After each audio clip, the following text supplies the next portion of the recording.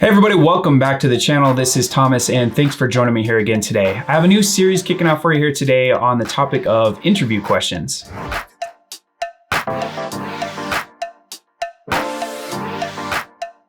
These are going to be really small, bite-sized videos that you can consume on your own time when you're prepping for an interview. And a lot of these are going to be user experience or user interface designer-based questions, but there's also some general basic interview tips thrown in here as well.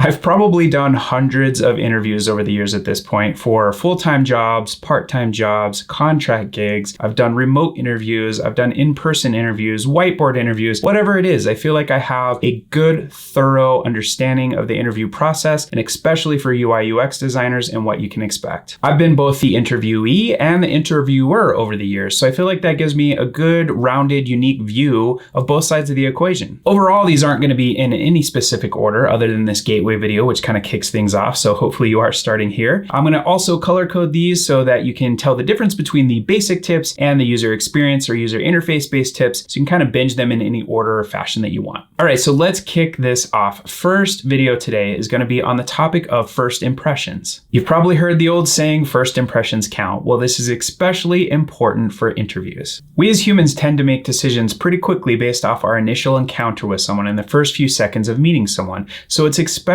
important in an interview to come in with confidence and to feel like you're comfortable with the situation and your surroundings. This might mean things like having a nice firm handshake. This might mean things like making sure that you're retaining eye contact and that you're keeping eye contact with that interviewer. Having good eye contact and being able to communicate is especially important for us UX designers because that's part of our job. We need to be able to communicate effectively. We need to be able to give presentations. We need to be able to share ideas efficiently. If this isn't something that you're good at, it's probably something that you should polish up on. Maybe take a public speaking course or a couple. Get comfortable with this because when you're a UX designer, you really need to be able to show that you're good at communicating, that you're good at sharing ideas, and that you're good at selling a crowd. This also means things like having a well-preserved appearance. You want to look great. You want to look confident in your interview. So you don't want to wear an old t-shirt, obviously. You don't want to wear a wrinkled shirt. You want to be nice and well-kept and look great for that interview. This is something I've been doing for years. I've often been told, just come into the interview with your t-shirt and jeans on. That's the kind of company we are. I have never shown up to an interview like that. I always overdress, always make sure that my hair is cut, that I have a nice suit on, and that I look great for that interview. And a lot of you may be interviewing right now remotely, which is something kind of new to a lot of people. So another part of appearance is making sure that your background looks great. So if you're on a Zoom call or Skype call or whatever, you want to make sure that your background's nice and clean. You want to make sure that you have good lighting on your face. I have a whole video on this that I'll link up here as well of looking good on some of these calls. But in general, you just want to make sure that there's not things that are distracting the viewer in the background. You might want to change what you wear for a video interview. You don't want to have really loud clothes on or things that are distracting as far as patterns. You just want to have nice kind of basic clothing on for remote interviews. And one last tip here around specifically remote interviews is you want to make sure you check all of your equipment. So I can't tell you how many times that I've had people have technical issues when you get on a call, and you don't want that to be your first impression of you fumbling around, wasting minutes of a precious interview time to figure out why your video isn't working or why your audio isn't working. So a lot of times it's really good practice just to maybe restart your computer, check all the connections, do a sound test and a video test before that call starts. And that's it for the first one in this series. Hopefully you got some value out of this. I got about 20 plus more videos that I plan on doing in this series. So I'll link that playlist here.